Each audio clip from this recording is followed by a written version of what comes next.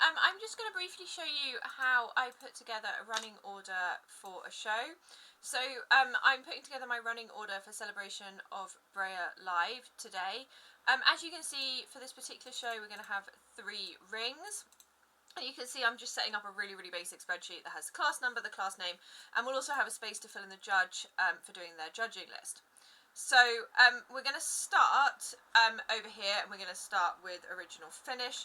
So I like to just make it really obvious like what we're doing. So we will label it in here. We are going to start with doing the OF sections. So when you're putting together your class list, you need to think about where there might be potential clashes. In this particular schedule, if you have a look, you can see that we've got sort of 3 large OF sections, a custom section, a CTF section, and a collectability section. The biggest issue in terms of clashes is going to be collectability and OF, because people might want to be showing OF models in collectability.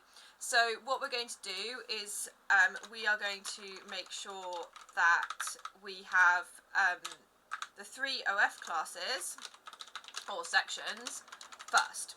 Okay, so we're not going to have too many clashes. So collectability is probably going to clash with a little bit with CTF, and it will clash with custom. Customs can't go in collectability. The CTF, it's going to be less likely that people are going to be showing it in collectability, so that isn't going to be too much of an issue. You can obviously do it whichever way around you want. I've got someone who is unable to come until later on in the day, and they've asked for it to be this way around, and obviously that's absolutely no issue for me. So we're going to start by making sure we've got like our class numbers in. We're not going to do that. We're just going to absolutely not. Yeah, there we go. Put some numbers in, and then we're going to put our class names in like so.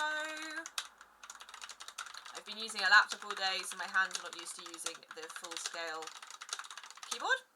And we're not going to forget to put in our championships. So we are going to have championships in here. So I'm going to fill all that in, and I'm going to show you what it looks like once I'm done. Okay, so once we've put in our first few sections, we need to think about where we're going to place our other sections. Now, as I said, I really want collectability to be after OF, just because I think the biggest crossover is probably going to be, well, it is going to be OF. So I'm going to pop collectability down here underneath the OF trad section. So I've got it neatly behind what I think is going to be the longest section of the day, and probably the biggest section of the day, so I can tuck it in and I can try to make sure that there are no clashes. And I'm just going to do exactly the same thing that I've done with the others, which is that I'm going to just fill in, I apparently can't count and talk, fill in the sections. Once I've done that, I also need to make a decision as to how I'm going to fit the other sections in. So the 2 sections I haven't got in so far are CTF Rare, which there are 25 classes, and Custom, of which there are 25 classes. So I have to think, okay, where am I going to pop these 2 sections? So because there is a potential for a crossover with CTF Breyer and collectability, there's no reason why the CTF Breyers can't go into collectability. I'm going to pop that up here. So it's kind of like I'm trying to like pop it as out of the way as possible. I also think that this section's going to go really quickly. Lots of people don't have those sort of scale models, so it's going to be classic and paddock pal basically, and also like the 1/6 scale foals. So I can just see this section going a lot quicker, and I can see CTF, well, I can see both CTF and Custom being quite popular. So I'm going to pop CTF Breyer up here, and then I'm going to pop Custom Breyer in down here after OF Stablemate. Okay, there is no sort of perfect way to do this, but it puts Custom towards the end, which is where the person who can't attend until later wants it. So hopefully that means that it'll be in the right place. I feel like my Excel does this sometimes, it doesn't others. Anyway, so I'm going to pop it down there.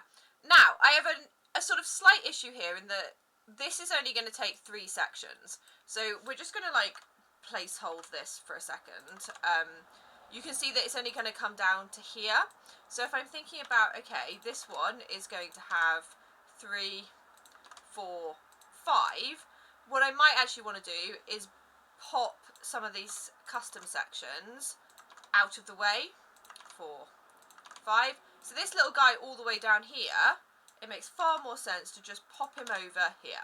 Now, in reality, on the day, that may not happen, because it's wonderful having this on paper, and look, everything finishes at the same time, and isn't this beautiful? But the reality is that this section is going to take a lot longer than this section. This one is probably going to be done quite quickly, and we might actually pop some of these over here, or some of these over here. Like, we may move around just because we don't want a ring sat empty, so we might play around with it on the day, but on paper, at least we know what our order is. And this then gives us a nice sheet where we can fill in our judges. We can copy and paste this into a Google sheet to share for our results, and we have everything neat and there. We can then also share this with entrants, which means that those who are attending the show can think really, really carefully about what they're actually bringing.